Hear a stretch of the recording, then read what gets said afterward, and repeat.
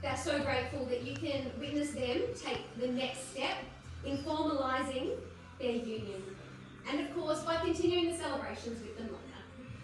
My name is Julian Hearn, and as the celebrant, my job is to solemnise this marriage in accordance to law, which in Australia is the union of two people to the exclusion of all others voluntarily entered into for life. Being married is a contract that we legalise in one moment, but for it to remain valid, we must choose it again every day. Beck and Brendan will continue to build their relationship, their family, and their legacy around their personal values and in alignment with the promises that they'll make to each other today. They will support and be supported by their friends, their family, and their loved ones.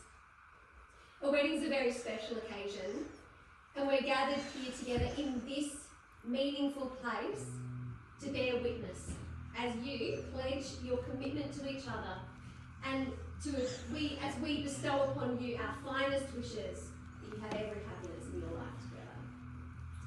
Some people believe that aspects of life are just meant to be, as if they're written in the stars. There can be no denying fate, which was the case with the bride and groom standing before you today. They met 7 years ago. Was it by chance, serendipity, or inevitability?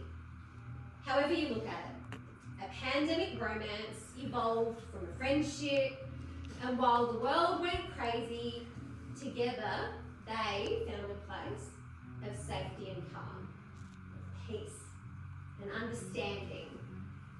They found a best friend, a partner, an adventure buddy, a companion, and an equal.